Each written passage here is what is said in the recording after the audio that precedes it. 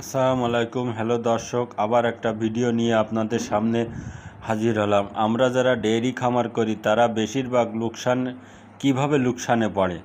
প্রথমটা হলো যে একটা গাভী বারবার হিটে আসে না, তারপরে হিটে আসলে বীজ ধরে না। 2 নম্বরটা হলো আপনার ম্যাস্টাইটেড বা উলানফুলা রোগ। আর একটা হলো আপনার পরিচর্যার কারণে। এই 3টা রোগই ম্যানেজমেন্ট দ্বারাই করা সম্ভব। এগুলো আমরা নিজেরাই করতে পারি, এগুলো ডাক্তারের প্রয়োজন হয় না। কিন্তু ডাক্তার এসে ওষুধ দিলেও কোনো কাজ হয় না। যেরকম আপনার একটা গাভী হিটে আসে না কী জন্যে, বীজ দিলে ধরে না কী জন্যে, এটার প্রধান উদ্দেশ্য হলো আপনার ঘাস। কেননা ঘাসের ভিতরে যে প্রোটিন আছে সে প্রোটিন কোথাও পাবেন না আপনি। গবাদি পশুর প্রধান খাদ্য হলো ঘাস, আর ঘাস এমনভাবে খাওয়াতে হবে সারা বছর বেশি করে খাওয়াতে হবে। আর একটা কথা হলো, আমরা যারা দানাদার খাবার খাওয়ালে কি ক্ষতি হয় দেখেন। দানাদার খাবার খাওয়ালে একদিকে টাকা অপচয় হয়, আর একদিকে আপনার বেশি দানাদার খাবার দেওয়ার কারণে সে হিটেও আসে না, কনসিভও করে না। তাহলে দুটোটা আমাদের জন্য ক্ষতিকর। আর কাঁচা ঘাস প্রোটিনযুক্ত খাবার, আর এটি 12 মাস দেওয়ার চেষ্টা করতে হবে পরিমাণ বেশি করে, সেটা সবসময় মাথায় রাখবেন।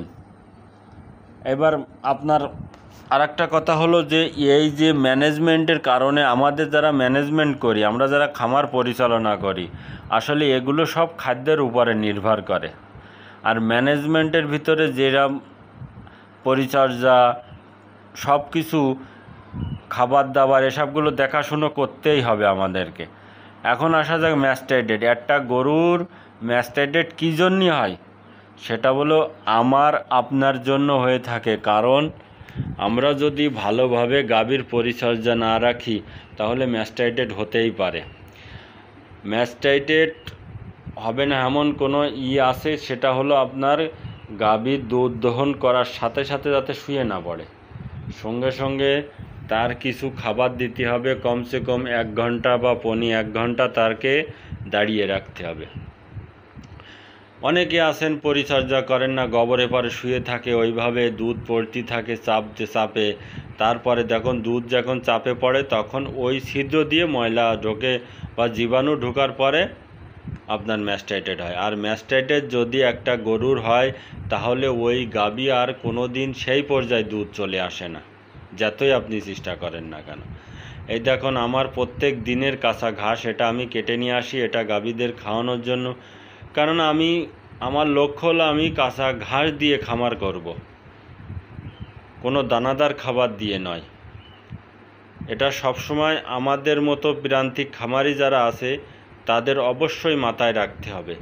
আমার পর্যাপ্ত পরিমাণ কাঁচা ঘাস খাওয়াতে হবে এক একটা গাভীকে প্রত্যেক দিন। আর 12 মাস ঘাস খাওয়া যাব প্রত্যেক দিন পর্যাপ্ত পরিমাণ। তাহলে গাভী সুস্থ থাকবে, রোগ ব্যাধি কম হবে, আপনার গাভী হিটেও আসবে, বীজ দেওয়ার সাথে সাথে কনসিভও করবে। অনেক গাভী আছে 4 বার 5 বার করে বীজ দিতে হয়, তারপরেও কনসিভ করে না। কী কারণে? ওর ভিতরে কোনো সমস্যা থাকে, ঘাটতির কারণে, পুষ্টির ঘাটতির কারণে এসবগুলো দেখা দেয়। তা পুষ্টির ঘাটতি কাতি পূরণ করে একমাত্র হলো ঘাস। কেননা গবাদি পশুর প্রধান খাদ্য হলো ঘাস। আর সেই ঘাস যদি আমরা না খাওয়াই, শুধু দানাদার খাবারের উপর খাওয়াই, আমার দানাদার খাবার খাওয়ালে দুটোটা আমাদের লোকসান হচ্ছে। একদিকে হচ্ছে আপনার টাকার অপচয় হচ্ছে, আর একদিকে গাভী হিটে আসতেছে না, তখন ওই গাভী রিজেক্ট হয়ে যাবে এবং গোশ হিসেবে বিক্রয় করে দিতে, তাহলে কত লস দেখেন। একটা গাভী 3 লাখ 3.5 লাখ টাকা দিয়ে ক্রয় করে নিয়ে এসে গাভী যদি কনসিভই না করে গোশ হিসেবে বিক্রয় করতে হয়, তাহলে ওই গাভী তো 1.5 লাখ 2 লাখ টাকাও হবে না, তাহলে কত টাকা আপনি মার খাবেন।